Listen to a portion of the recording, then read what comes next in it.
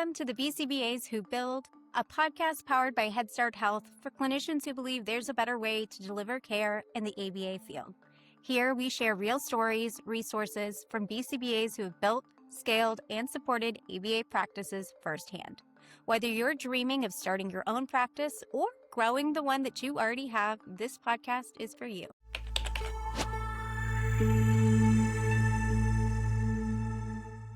Hi, guys. I am your host, Dr. Sara Feldman, board-certified behavior analyst and host here over on the BCBAs Who Build podcast. Today, we are gearing up for the Blackman and ABA Summit in Atlanta that's going to be early September, a Labor Day weekend. And I can't think of two better people to join us and really pump up all of the knowledge that we need to know about that. So Jeron Trotman, Jordan Gipson. Jeron, I was starting to come up with a way to introduce you. And then I pulled up your LinkedIn and realized you are literally the CEO or founder or entrepreneur leader of every single ABA brand that has anything to do with fun, connection, good vibes, community. So rather than reading off your entire list of things, how do we say BCBAs? I read it on TikTok. I listen to it. So I'm kind of fangirling. Both of you guys are entrepreneurs of some of the biggest organizations, some of the really coolest things that are happening out there. So Jordan, on the theme of what I'm seeing with everything that you guys do, there's a lot of mutual love that you all have for one another and a lot of respect. So Jordan, I'd love to hear your in for Jeron. And then Jeron, you introduce Jordan for us. And I want to know what you guys admire most about one another and those. So let you take it away. Well, I have to put a preface out there to know all of this man's accolades is just unmanageable. So it's to feel like I've been doing nothing with my life.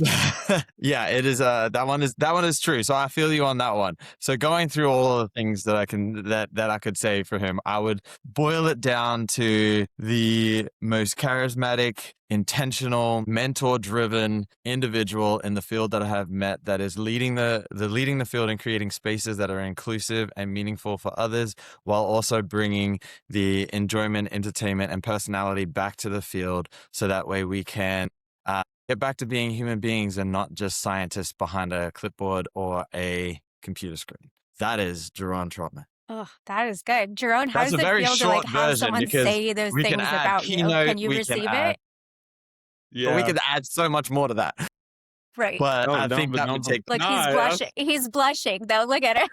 Yes. I appreciate the love. No, it's actually good. I don't know if I've had anybody, like a person I've been on this podcast with, introduce me, so that was actually kind of fun. All right, Jeron, you want to introduce Jordan for us? Let us know. What do we need to know about Jordan? Jordan is very unique, very, very special human. He has a deep root for behavior analysis. He's a big advocate. He's really passionate about furthering our profession and just improving people's lives in ABA. A lot of people don't know that he played basketball at the collegiate level, and he's a qualified carpenter as well. What? So yes, a man of many talents. So he's really unique in that he has a lot of expertise in like business management. I think it's business management, Jordan, business management, business administration. So he definitely he brings a really unique perspective. If Jordan's going to do something, he's going to do it with his heart. He's going to do it with passion. Anything that I have him on, he's going to do it wholeheartedly. So highly respect the work that he does. Been also really unique because he's married to a BCBA right. Who's also like a sister to me. And they have just been so supportive, has his own amazing podcast and own unique. And he's also an Aussie. For people that know the land down under, he's Australian. So from Australia. So he's not even from the States. So just a lot that comes with him, but amazing human and amazing person to work with in the field. Oh, so good. So good. Okay, Jordan, curious, what's the most irritating question that Americans ask you when they find out that you are from Australia? If I know somebody, they're like, I met someone once. Do you know them? The country is like... Yeah. That's probably the most annoying question. Yes. Actually. Yeah. Yes, in fact, I do know them. They grew up on the one street in Australia. No, that's and there's spiders and kangaroos right there. They're next door. Yeah. That would be the one question I've got many times. And then and my response is, you do know that the country is like, if you take out Delaware, we're the same size. Like, if you take out the state of Delaware, we're basically the same size country. So That's crazy. I don't think I ever, I mean, we're just so egocentric. I'm from Texas. We assume Texas is the biggest thing out there. So yeah, awesome. Texas actually fits That's really in funny. like Well, 3 of our states. So yeah, I would assume it's Australia is a big place. That's really funny though to find out whether or not somebody knows somebody else. Okay, awesome. I would love to kind of just get out to the beginning and really figure out how did you guys find ABA? When you started your career, surely you didn't think I'm going to start all of these businesses, all of these different platforms. Where did you start? Where did you find ABA? Where did you start your career? I'll let You Jerome go first. start. Okay, Okay. yeah, go. Yeah, really quickly. So I was a Division One basketball player at the University of New Hampshire. Didn't know what ABA was, but my college coach's wife, she knew that I love leadership. I love behaviors. So long story short, she told me to go to this school for kids with autism, and I was the first intern there. And the really cool thing about BCBAs, the coolest thing I think about all BCBAs is none of us grow up wanting to become a BCBA. Like, we're not No, like doctors, we're not like lawyers. Nobody's 7 years old saying, I want to be a BCBA. Doesn't happen, right? We I have all just kind of questions. fall into Yeah. the field. We Yep. want to change that. We want to change that, but we all just kind of fall in the field. So I ended up doing this internship, fell in love with the science, ended up shadowing BCBAs, and it's been history ever since. Awesome. Jordan, what about you? Where'd you start? So I guess I have a background in support services. So in Australia, my parents owned a disability organization. So since I was young, I grew up providing being a big friend or something like that, being in the field itself, not particularly ABA. But when I was actually starting one of my first ventures, I needed something flexible. And I was like, well, I know how to do support work. This is cool. Like, let me do this. And then I kind of fell in it and I was like, wait, this made so much more sense to what I was doing in Australia. Like, some of this stuff is now I got a science behind it. And then it was just like, well, this other thing in COVID, I was like, that can go away.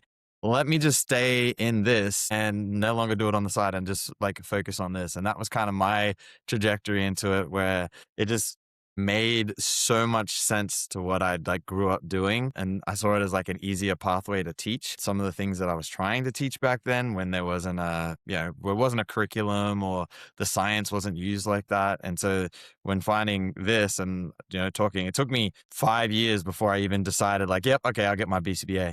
But so I'd already been in the field for quite a while. And then I was like, yeah, this just makes so much sense because I was learning and growing along. Yeah. So you both played basketball in a completely different scenarios. I mean, it seems like a little bit of kismet, but how did your paths cross? I think we found each other on social media, right? Like, I think you Yeah. and Maylena were Did you doing. slide into his DMs? I don't Yeah, remember he how did. it happened. Do you remember how it happened? Yeah, Did I slide in the DM?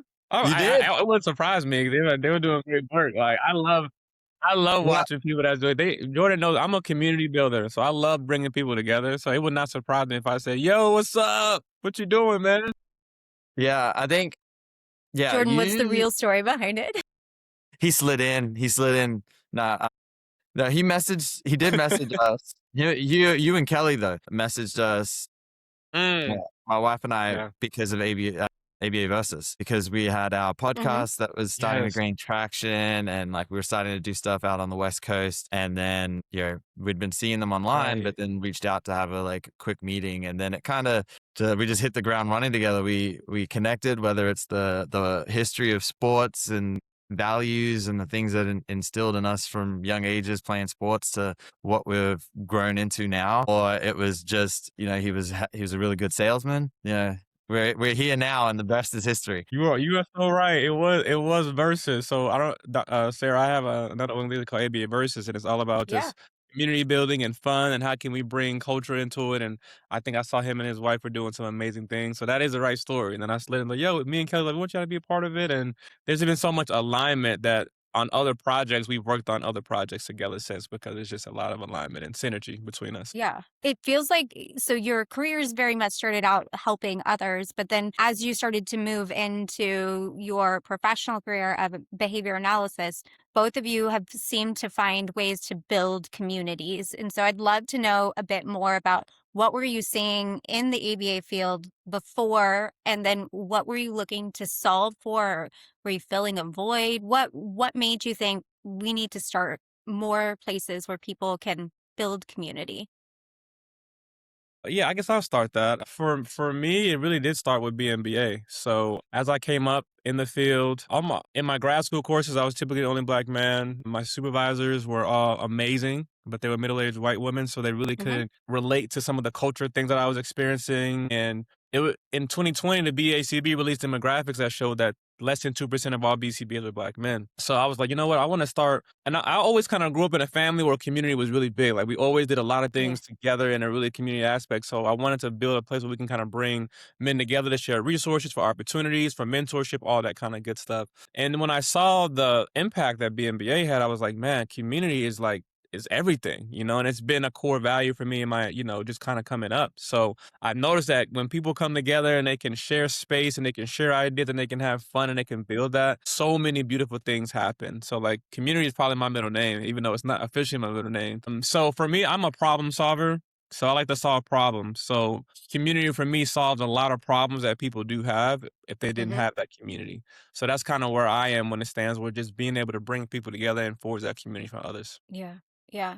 Jordan, how do you bring community over in your podcast, in your career? What do you feel like is that driving force to make that happen? Yeah, I think so. For me, I would say I grew up with a community around me. So for my family, close friends, growing up in Australia, like we all get really close. We don't. There isn't like city, Well, city, you know city, city. everybody. Yeah, apparently everyone thinks we know everybody, but neighborhood friends and things, they become family. Like you see each other every day. We work through struggles together. And then my life, going into being an athlete, I think played a huge part in that, because there's something about a community of people or a small group of people coming together for a common goal and putting everything they have on the line for that to, up in sports, try to get the championship, right? And so for the field, I see that as like we're so independent. Everyone works on their little island doing their own thing,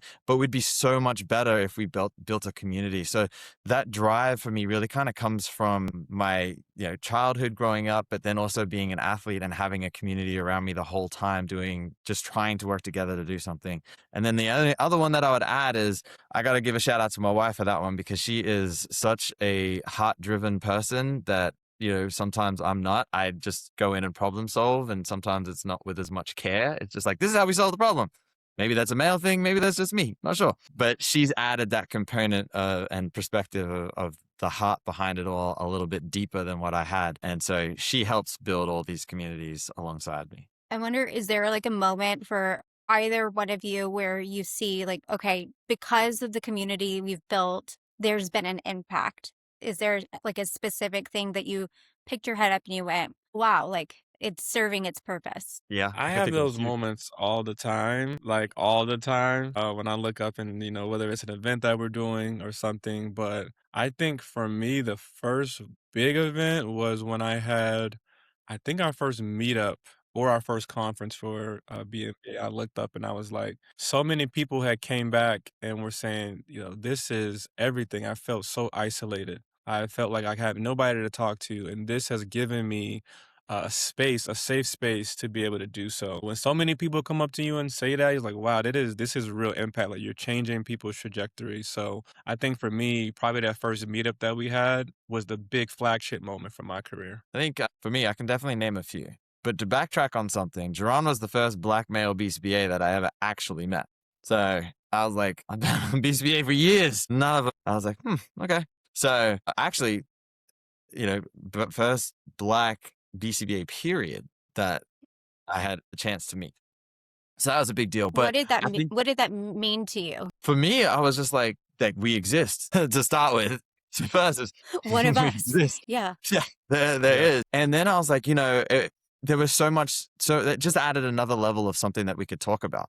Being like, not to make it all about this, but being in situations where supporting children with different hairstyles, and I'm watching somebody, try and brush hair dry that's, with dark curly Hmm. hair, and I'm like, please don't do that. I'm not a hairdresser, but like, just the things that out here I am, there weren't anybody doing it or supporting or knowing what to do, essentially. And so just like things to connect on as another level. But to go back to your question, one of the big highlights, I think, for me was last year's BMBA Summit. The block party was just everybody, like there was no code switching, everything just disappeared. And it was just real humans doing great work, connecting and sharing. And from there, now I'm like comfortable talking to so many, Black men in the field, Black women in the field, talking, Yeah. sharing, and I'd say we've all become friends. And I think that's something to be amazed by, and it's all thanks to this man. Yeah. I mean, to piggyback on the summit that's coming up, the theme is more than representation. What does that mean for you all? Oof, man, that's a big one. I think that, it's kind of one of those things where I think when we were first being seen, people were talking about representation was important, right? And representation is very important, but it goes beyond that, right? What are we doing once we're in the room? How are we carrying ourselves? How are we collaborating? How are we making an impact? How are we influencing people? That is more than representation, right? It's not just seeing what we look like, but now it's seeing what do we bring to the field? Who's in the room? What conversation are we having? How are we tracking and measuring the impact that we're having? So when I think about that, we also have bold voices, bright futures as one of our tracking things as well. And it's like, how can we be in spaces not only as representing who we are, but then how can we make an impact in such a way that goes beyond that representation? And every time I hear that, to be honest with you, I kind of get goosebumps because it's almost like we're moving to the next level of it's not just the representation part anymore. Now let's get into the room and now let's really make a change and make an impact. And when I look at the group of people that we do have, whether it's the speakers, whether it's the volunteers, whatever it may be, we're all kind of representing that. And so for me, that's kind of what more than representation means, not only for the BMBA Summit, but just in general in our field. That's what it looks like for me. When you guys think about moving past representation, I guess I would love to know before then, what does representation even just look like in ABA? Because from my experience, it's very, very insulated in the same way that you guys described. Lots of middle-aged white women as the BCBAs and a lot of white men as the business owners. And that's kind of what that is. The population of kids that we support, they're all, all different colors, backgrounds, cultures. And so I am curious to know kind of what does first representation help and serve for the families that we're supporting? And then what does it mean beyond that? Go ahead, Jordan. Yeah. I would say especially so I'm in Southern California, so it's a very diverse area, and the populations that we serve. But I can speak from my experiences in terms of from the client, at least to a degree of the client perspective, right? And going in for those assessments, and a family of color, seeing somebody of color coming in, there's just this sense. And you can visibly see like a level of relaxation, right? Like shoulders drop a little bit. Like I can actually like just communicate about like the real stuff. And it doesn't matter if Hispanic or Black or like it, just having color show up.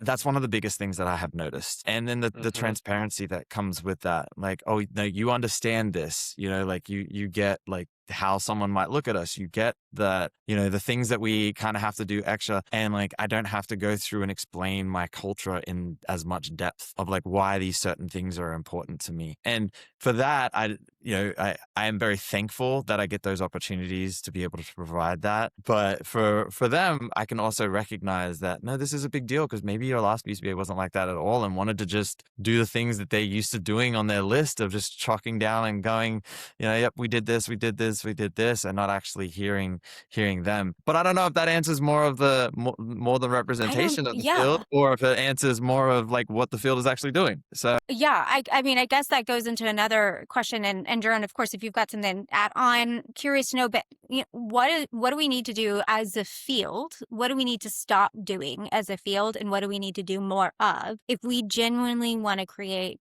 inclusive environments, both for the families that we're supporting, but then also in professional spaces? Man, that is a really good question. I want to kind of answer that twofold. So, like, kind of back to the representation piece. I think in general, we know this, but I don't think it's always carried out that representation and inclusivity should be parts of our foundation in general. right? And even if we're talking about just zoom in at a summit, I kind of want to zoom out. That diversity is important. But when we discuss even things like research, excellence, when we're talking about even ethics or how entrepreneurship Yeah. looks, how leadership looks, how professional growth and things like mentorship and supervision, and even when we're being innovative, how does that look like? And how do we have diversity and inclusion in that? Because as a field, in a lot of spaces, we don't. Right. I think Jordan kind of spoke to that a little bit just now. And we don't. And sometimes it's the first time in years people are maybe saying things. So who are we platforming? Why are we platforming them? Are we platforming enough people that that are representative of the people that we do serve? What does that look like? And I think not being afraid to explore these things or explore what are the barriers. We're all behavior analysts, right? So what are the barriers that are in place that are setting the conditions or the contingencies so where we are not maybe potentially elevating people in a certain way? Why do we go to a space and there's 20 people that look the same exact way and we don't have other people that look like that? So our belief as an organization is that, representation should not be treated as some separate conversation, right? Diversity and inclusion and representation only strengthens the quality, the care that we're doing, and the relevance of our field. And I don't think everybody looks at it that way. And I think if we took that approach and looked at it our way, our field would be a whole lot better off.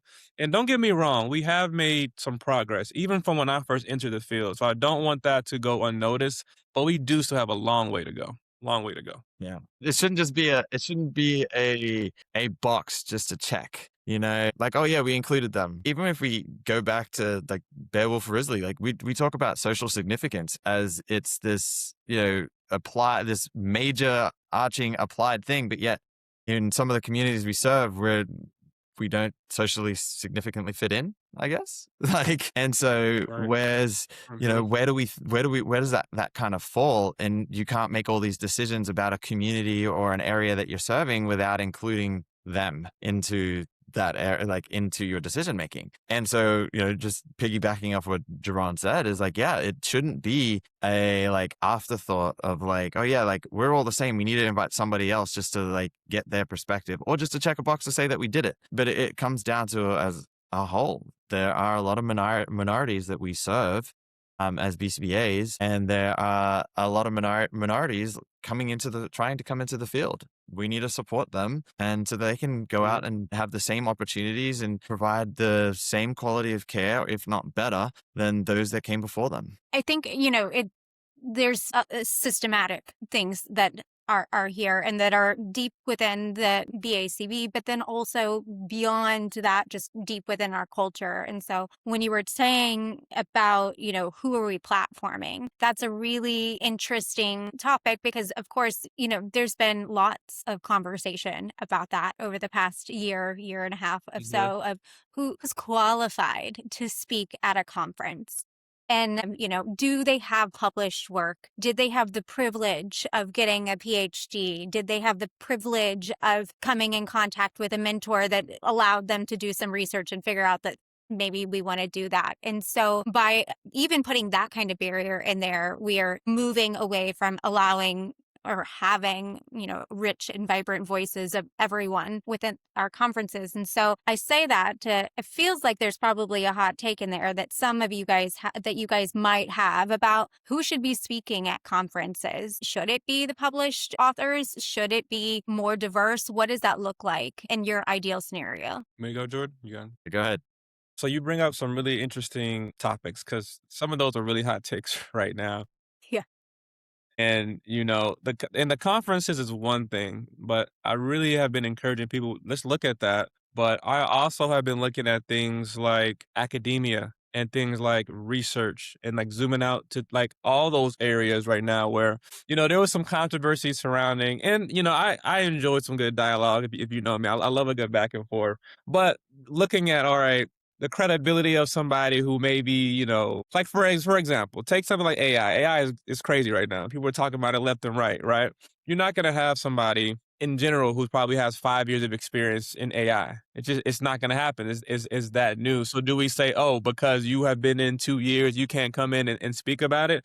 My answer would be no. And experience does matter. representation matters as well. And if we're going to say just because somebody doesn't have, X amount of years or whatever, that they aren't qualified to speak, when Sara, you just really already pointed out some barriers that are in place, right? To even get to that place. So if we're acknowledging some of those barriers, I think then we have to then zoom out and say, okay, maybe this shouldn't be the only thing that we look at for somebody to be qualified or get an opportunity to speak or to do et cetera, et cetera. So I'm all for having productive conversations to understand, why somebody may come to a result, but I am not of the mindset of we can just strictly say, all right, just because you have so many years and that we're basically giving away opportunities to people who may have way more experience in said area, but in a different way. Maybe just not in a way that people want to conform to or what that may look like. So that's kind of my take on that. And I know it's been a hot topic for probably the past couple of years now. I've been seeing a lot of people talking about it.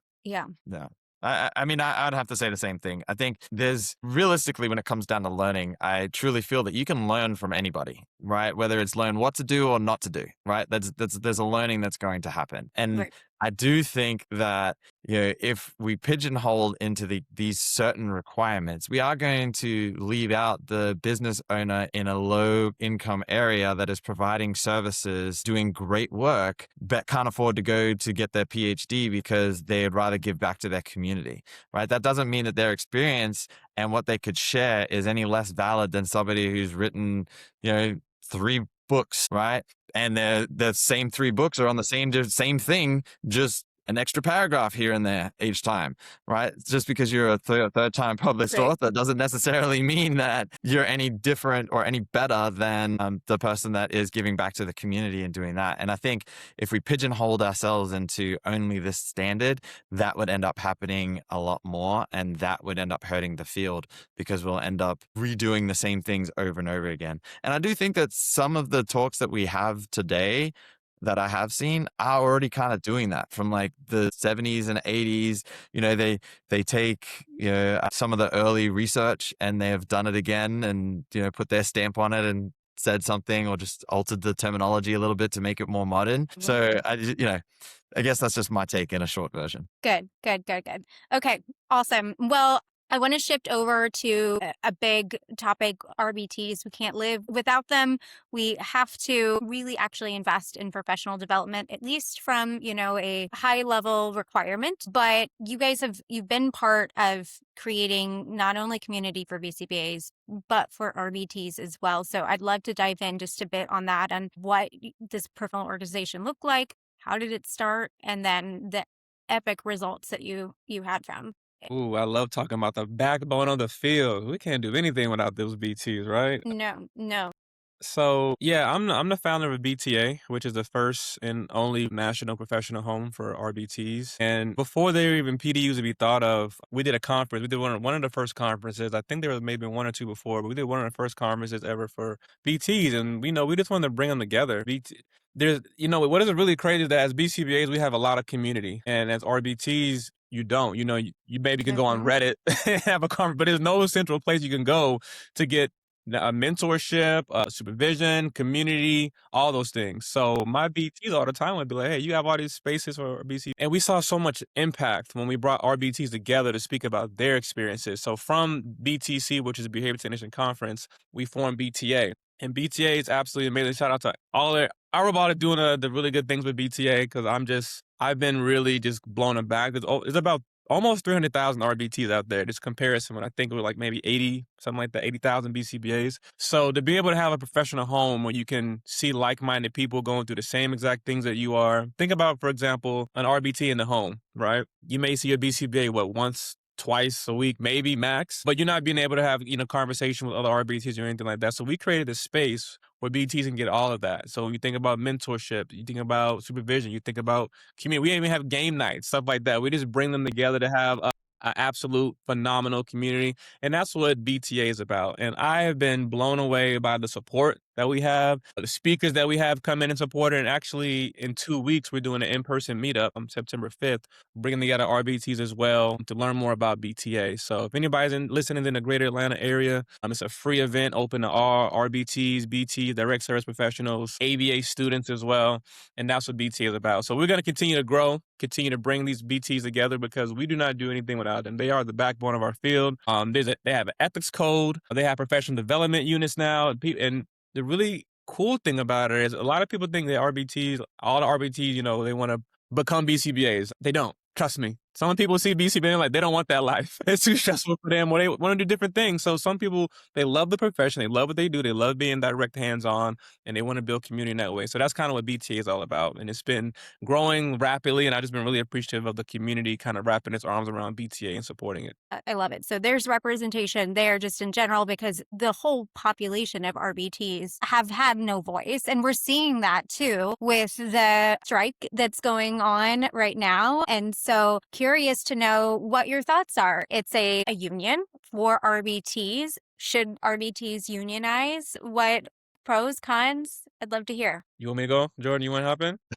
I mean, Jordan, you work with your RBTs all the time. I'm sure they're waiting on pins and needles to find out should they union. Yeah, I mean, it's a tricky one, but I don't think it's just the RBT level. I think there's some things that need to change throughout, right? Like, we have RBTs are the backbone. That's it. You can argue that RBTs are more impactful than the BCBAs are at this circumstance, especially out here in California, right? Like 100%. some 100%. RBTs will see their BCBA once a month. That's like how bad it can be. And so you're on an island by yourself. So of course you need community. So BTA is amazing. But I think there's also layers, right? We've got, you got private equity, which is just ground everybody to the ground and then get what you can out of them and then pass them on or let them leave and bring in the next batch, right? So there is that piece. You also have, for the small business owner, there's that has a small practice. There's the margins of what insurance is paying and what they have to pay make it really difficult to have that. But that also goes to say that clinically we should really be thinking about it. It's not that long ago that we were RBTs or BTs in the field ourselves, and we need to look back at that. Diversifying the type of kids that a client works, that a staff works with, an RBT works with, can help with that. Feeling heard. That is essentially what this whole problem is right now, is that not being heard. So one of the things that we do to make sure our RBTs are good is we try to give a balance of kids. You're not going to come in one day and work with 3 kids that are, a really high support need, because you're going to burn out in 3 weeks. Like if that's what you're doing day after day after day, you're going to burn out. We got to hear, it is, and diversifying that a little bit and training our BTs to be able to work with a large variety of kids or individuals, so that way they can be put there and it still be ethical and, they can be competent and confident going in there. So I think there's just a lot of layers that this is making us, turn a mirror to our field and be like, okay, what is it that we're really doing? And I don't think that there is just one fix that's going to do it. It always comes down to, money, like being paid more is like the thing. But when you really like sift through it, I don't truly believe that it's only that. I do believe some of it is, but I do believe there's more. Like there is less communities for RBTs. There are for people to connect and like just unwind together and talk about their experiences. That doesn't really exist when you're out alone in an island, it's in somebody else's home without, and just everything's dependent on you. So that's a problem. I think the private equity can be a problem, grinding them into the ground. I think the communication between levels is a problem, right? There are great BCBAs out there that do things so well clinically, but then aren't really good connecting with the team that's doing the work, right? And so like, it takes an RBT that's really able to see like, oh, I'm going to get a lot from this person. Once you sift through the exterior of that, BCBA or clinician. So I know that doesn't really answer the question that you're asking, but I feel like there's just too many layers that we have to kind of sift through to be able to get the quality and everyone to be comfortable with what it is that they're doing. Do a whole episode on that. For sure. I know, right? I know. I was just thinking, I was like, I have a lot of follow-up questions on this, but God, there's a lot there. And we can't do anything without the RBTs. But what you were saying about some RBTs, they carry the entire load of the case and all of the thinking for that family and for that kiddo and or the individual that they're supporting. So yeah, we have some thinking to do, I think, as a field. It's also really interesting because BCBAs just inherently they step into a leadership position the day they pass their test. But not all great, clinicians are great leaders. And there's a very distinct, specific set of skills that we need to learn how to lead other humans. And some are, naturally really great at it and others struggle. And so that idea of stepping into leadership too, I think as a field, we have to figure out how to do better because it's unavoidable. You don't get to serve in a silo. Yeah, yeah, it's similar to kind of what Jordan was saying to piggyback off what you said, Sarah. Some people are very clinically sound, but as a BA, a lot of times you have to be a coach as well. Can you get in there and coach? Can you get in there and model? Can you get in there and lead? And that's not on the task list.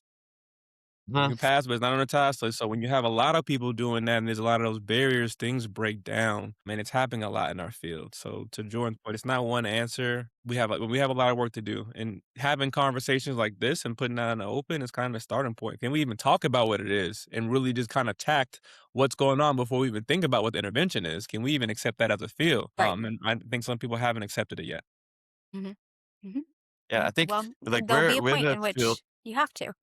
And we're a field that's relatively new, right? So like the breakout boom of ABA is happening the same time as technology and social media is like blowing up, right? So of course, the newer science, newer field to to the stand or on the stage is going to be the one that's under the magnifying glass, and it comes with blessings and it comes with curses, right? Like there's both sides of it. Yeah, more people now are able to know ABA exists and knows what it is, but it also means that those that are doing the things that are putting a bad name on the field as a whole, right? And not just this is just that, not all of ABA, right? So I think it's good because now like RBTs and BTs that are doing most of the work and doing the heavy lifting for us, they can have that community because of social media, right? If you were back 40 years ago, you'd maybe read it in a paper about something that's happening in North Carolina or in a different state and like, oh, this is doing this to the field and no one's going to really know. But now they can, join together and let their voices be heard. And I think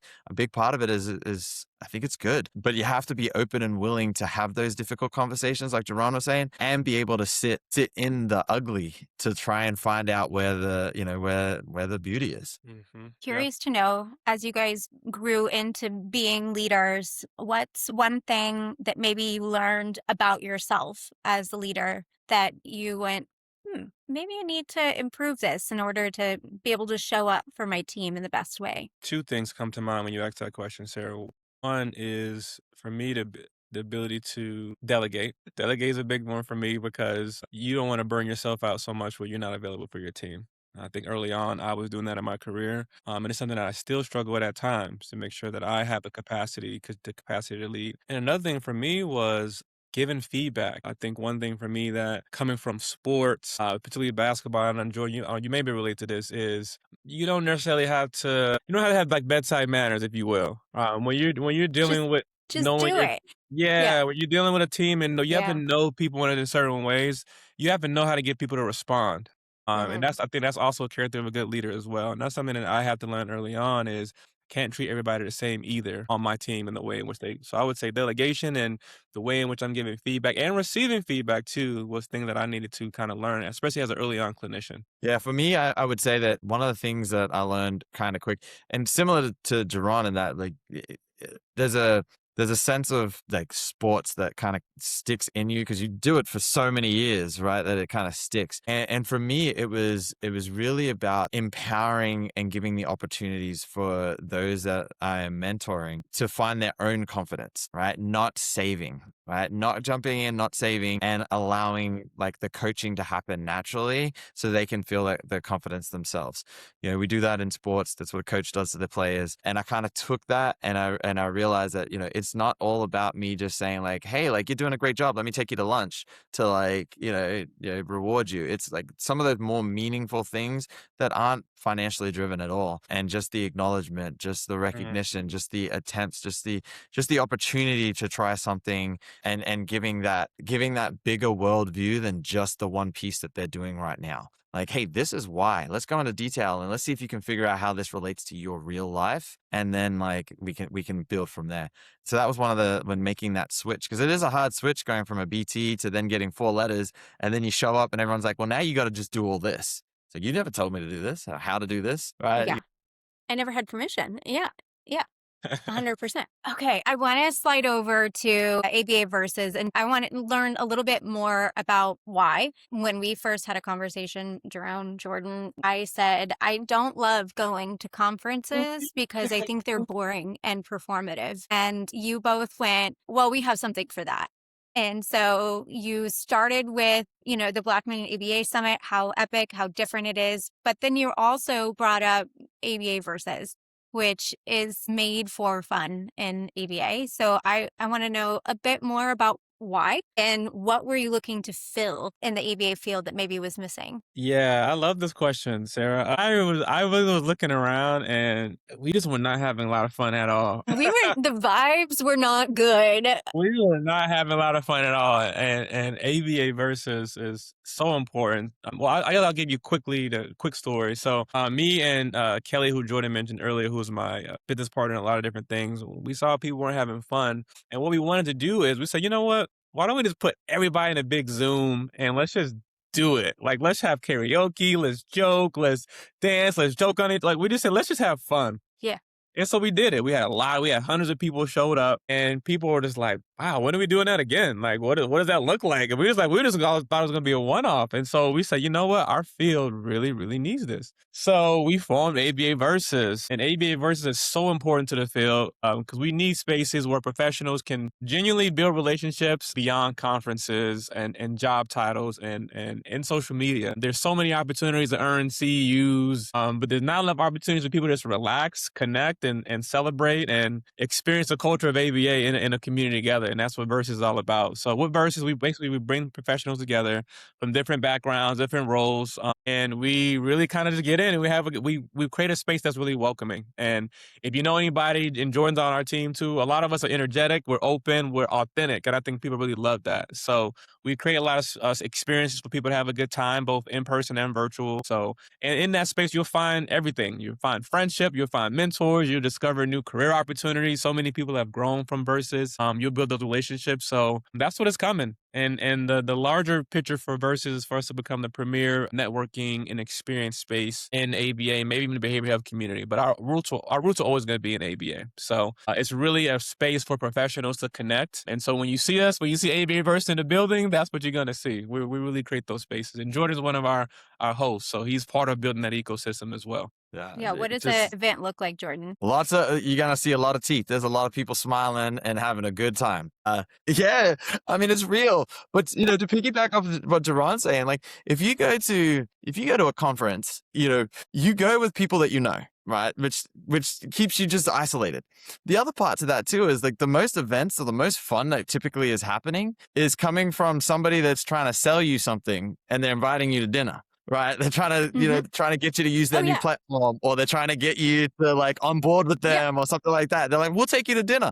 Right. And that's the most fun that you kind of get. It's like, oh, well, I don't have to pay for dinner. This is great. And then I just go talk and then, maybe you become a client, maybe you don't. But ABA Versus is different. It's not trying to do that. It is literally just trying to bring people together to share experiences. We've all been in this field. We know how dry it can be. We know how bad a conference can be. And then, so this is just bringing the heart of who we are as individuals. We talk about like working, if you work with a population that's kids, right? We talk about our BTs having to be kids, right? Go back to like, be them, enjoy the things that they like, do that, right? Well, just because now we're a behavior analyst doesn't mean that we have to pretend that we're all scientists and sit there and like, stiff and stand there and not really engage with anybody, So I think for ABA Versus really brings out the human side of the field and who we are as individuals away from the field, and that we all have a common connected string. And that thread is ABA. Mm-hmm. And so if you're a CEO of a business and you're thinking, okay, I'm going to think about the ROI of this. So what is the ROI of having your team experience play connection, community, joy in an experience like something that ABA Versus might host? Yeah, that's a really good question. I would say directly and indirectly, culture. You want culture, and a lot of people are searching for it, but they don't have it. I would say retention, connectivity, really bringing people together. Like, it's kind of one of those things where,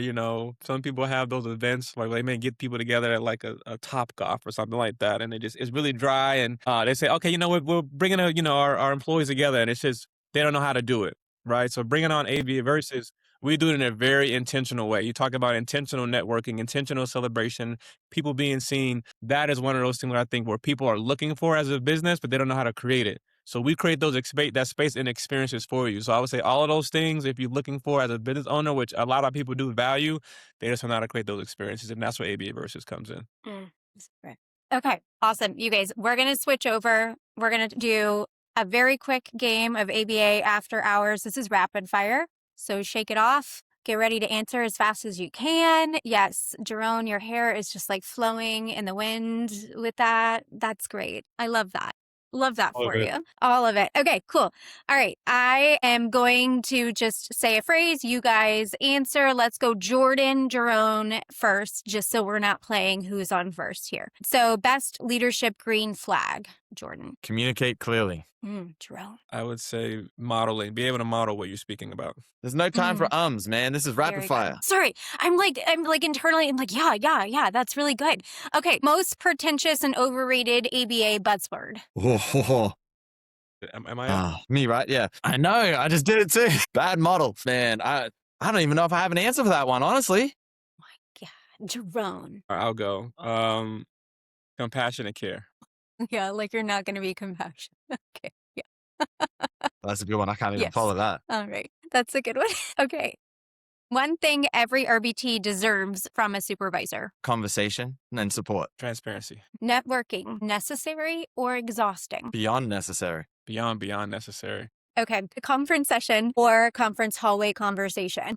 I have to say hallway conversation as well. Yeah. Okay. One ABA norm you would retire tomorrow if you were the king of ABA. Everything is attention seeking. Did I retire tomorrow? It's supposed to be rapid fire. It's all right. I had to pass on one. I'm stumped on that one. I don't have it. Okay. Oh, that's so fine. Okay. One person in the field you would love to have a completely unfiltered conversation with, and there are no repercussions from the level of unfilteredness. That's a Greg Hanley. Yeah, I have questions. That'd be a good one. I want everybody to Google this one because a lot of people don't know it, but his name is Charles Henry Turner. Charles Henry Turner. Yes. Okay. It's a listener takeaway. Who is Charles Henry Turner? You come to the keynote session at the summit, you'll learn more. I'll be there. But he's one of our founding fathers that nobody knows about. I'm going to leave it there. I will never pretend to be a great wealth of knowledge when it comes to that. So awesome. All right, let's do it. Okay, moment we've all been waiting for. You guys tell us all about the Black Men in ABA Summit, September 3rd through the 6th, Labor Day weekend, Crown Plaza, Atlanta, Georgia. It's going to be good vibes. I've been promised a really good time. Tell me about it. BMBA Summit. That is our signature annual experience. I wouldn't even say a conference experience. Yeah, conference doesn't feel right. It's an experience because we're bringing Yeah, we're bringing together professionals, students, business owners, behavior techs, researchers, leaders, allies, everybody across the field of ABA. For those who haven't been there before, we have high quality professional development. We have keynotes. We have workshops this year, Jordan. We have mentorship. It's really community centered. So we are building something very, very, very special. So we'll have everything that you need, but it's going to be culturally relevant. It's very welcoming and it's very energizing, as you'll see. You'll see an infusion of community versus all those people there. So, Bold Voices, Bright Futures is our theme with more than representation as well. So as you mentioned, Sarah, it is in Atlanta, September 3rd through 6th this year, both in person and virtual. So those that are listening, you can't make it to Atlanta, join us virtually. It's still going to be amazing. We've intentionally created a hybrid experience so people can participate and they don't have all the FOMO if they can't travel to Atlanta because it is Labor Day weekend. Really quickly, and I'll let Jordan kind of go in, I would say that a lot of people have this misconception of who the BMBA Summit is for. Yeah, I was going to ask because you guys reached out. You're like, please come. And I'm like, I'm not a Black man, Yes. Jeron. So am I allowed to come? Yes, so the summit is for the entire behavior analysis community. Although BMBA centers experiences and contributions of Black men and advancement of Black men, the summit is absolutely not limited to just Black men. Just look at our amazing speaker lineup, and you'll Yeah, the see why lineup. that is as well. The lineup is amazing. Yes, we welcome everybody. You do not have to share our identity as Black men to recognize the importance of why everybody should be in the room and everybody should be in the space to have these conversations. So we want allies in the room who are willing to listen, to learn, to grow, to build relationships with us, and just continue to help create a more equitable field. So there's nothing like it. You'll see when you come, and Jordan I'm really excited. Yeah. who's the director of all the programming that goes on. He can talk a little bit more about the logistics, but there is no other conference like this. It is the premier conference, I would say. If you're looking for experiences, if you're looking for really being able to have a good time, while also getting those CEUs. Yeah, it is a highly inclusive summit or conference, right? There's something to say, at least I think this is my take on a group of people that have been excluded or marginalized or, make up a small population. Then we know the feeling. So being invited, you're going to leave with friends. Coming, you're going to leave with friends because we know what it feels like to be excluded and not there and not present. So we're going to make sure everybody feels included. So I think one of the best things I can say about it, it is the only conference, and it's an experience, but I'll say conference just so that it fits in with the rest, even though we shouldn't. It is the one that code switching is not necessary, right? Code switching wasn't a thing last year. Seeing the vendors out at the block party that AVA Versus put on and connecting with the business owners outside of their formal business thing, that's what created relationships, right? It's taking off the business hat and actually being able to connect with the attendees there and not standing behind the table. That was the thing that was a huge takeaway for everyone. And that is probably how more business was earned, from being that true, authentic self. And I think that is one of the things, just to piggyback on what Jeron was saying, is one of the amazing things about the BMBA Summit is that everybody is welcoming. Everybody is there to share. Everybody wants to connect. This isn't a like, you stay in your lane, I'll stay in mine. The connection is huge. Yes. A lot goes into that with the speakers. A lot goes into that with putting together the content, the programming. The whole team that is on the committee for the summit is putting everything together in alignment with the mission. And that is just to connect people, right? If you put it together, bring that mentorship, highlight that Black men in the field have the ability to contribute to this field, and we can all come and learn from the experiences and education and the talking points of those that are contributing to the summit.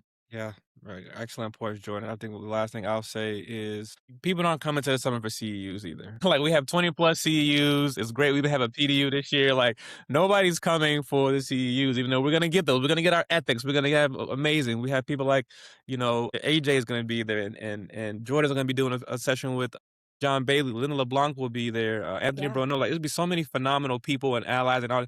But people are going because we are making a deliberate effort to feature voices and perspectives that you may not have seen or received visibility at other conferences.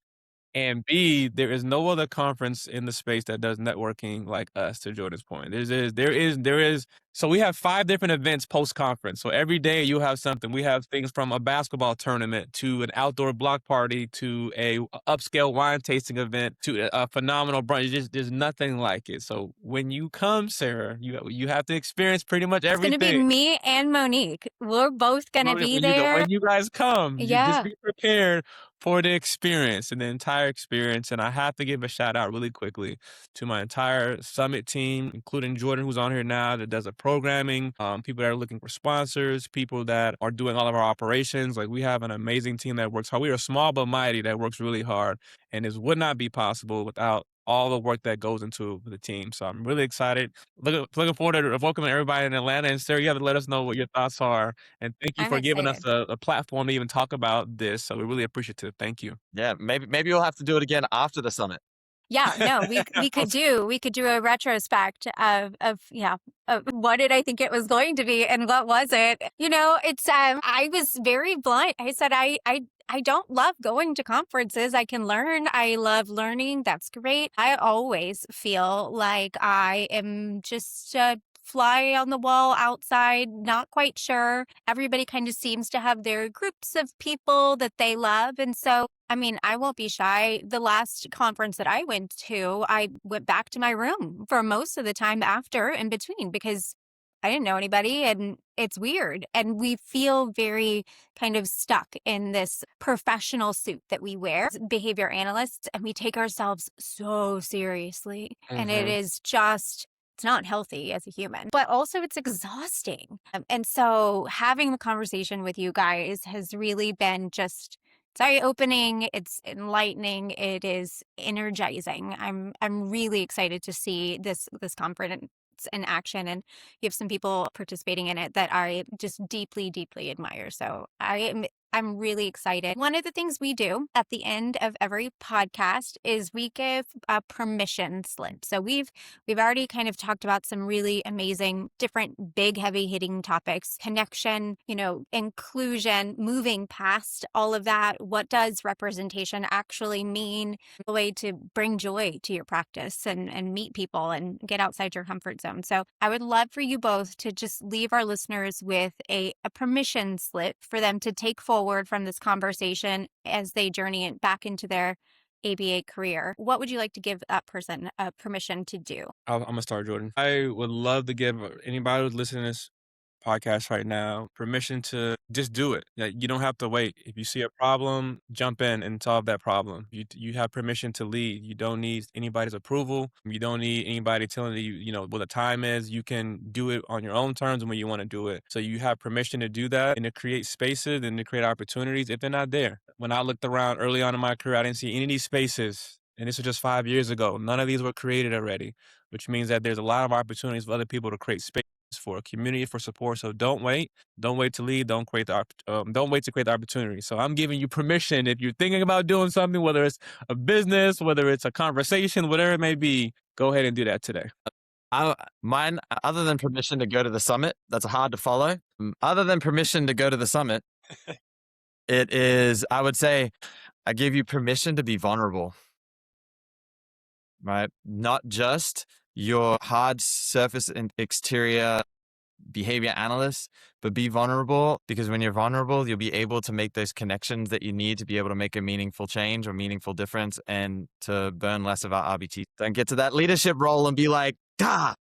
Yeah, I'm a millennial. Is this what we do now? Like, It snaps. it's fine. Yeah. Yeah. I mean, yes, you tell that to my 10-year-old daughter, who anytime I do something, she's like, ooh, don't do that. I'm like, well, I'm trying my best. Yes. Okay. Well, I would love to give our listeners an idea of where to follow you, all the different places. You both are very accomplished. So let's do a shameless plug.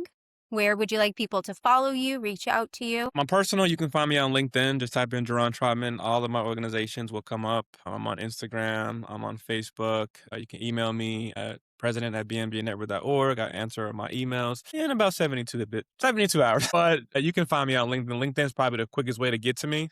Just shoot me a DM, whatever. I'll answer it. But you'll see everything pretty much lined up on my LinkedIn. I'm pretty active there. You might be scrolling for a while because of all the things that he has. No, my finger was tired scrolling. It's fine. We'll get back to work. Gotta accomplish more to keep up. For me, the best way, honestly, to get to me is through social media as well. LinkedIn, Jordan Gipson. You can find me that way.